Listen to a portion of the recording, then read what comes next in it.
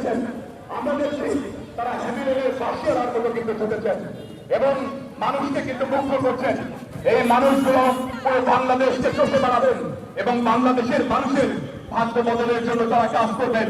এই মহানায়কদের বনপাড়ার বুকে, এই গুরুদাসপুর দয়াগ্রামের বুকে পা রাখার জন্য, বনপাড়ার বুকে পা রাখার জন্য আমাদের পক্ষ থেকে, বনপাড়াবাসীদের পক্ষ থেকে, দয়াগ্রামবাসীদের পক্ষ থেকে শুভেচ্ছা আর স্বাগত।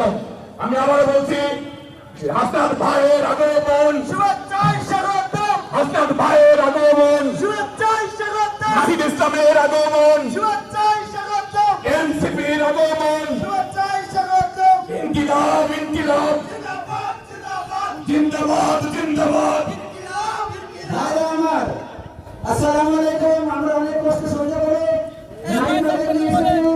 ওনারা নাটোরে বেশি সময় লেগেছে ওনাদের আসতে, তো আমরা ওনাদের রিকোয়েস্ট করে নিয়ে এসেছি। ওনারা এখন মঞ্চে আসবেন, আমাদের দুটো কথা বলবেন।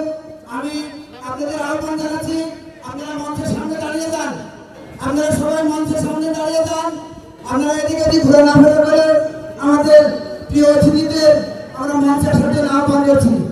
নাইন ভাই আসছেন, সাজিদ ভাই আসছেন, হাসান ভাই আসছেন, নাসিরউদ্দিন ভাই আসছেন। সবাইকে অনুরোধ করছি, আমরা অনেক কষ্ট করে আপনাদের উদ্দেশ্যে মঞ্চ তৈরি করেছি। আপনারা দয়া করে 5 মিনিটের জন্য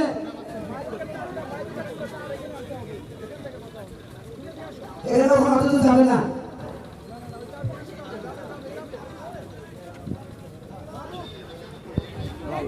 পাঁচ মিনিটের জন্য কাজতে বলে, 5 মিনিটের জন্য জনগণ খুশি হবে, জনগণ খুশি হবে। 5 মিনিটের জন্য কাজতে বলেন দয়া করে। বনপাড়া বাইপাস উত্তরবঙ্গের প্রবেশদ্বার, এখানে অনেক প্রয়োজনীয় কথা বলার দরকার আছে, ওনাদেরকে একটু আসতে বলেন। আমি সেলিম রেজা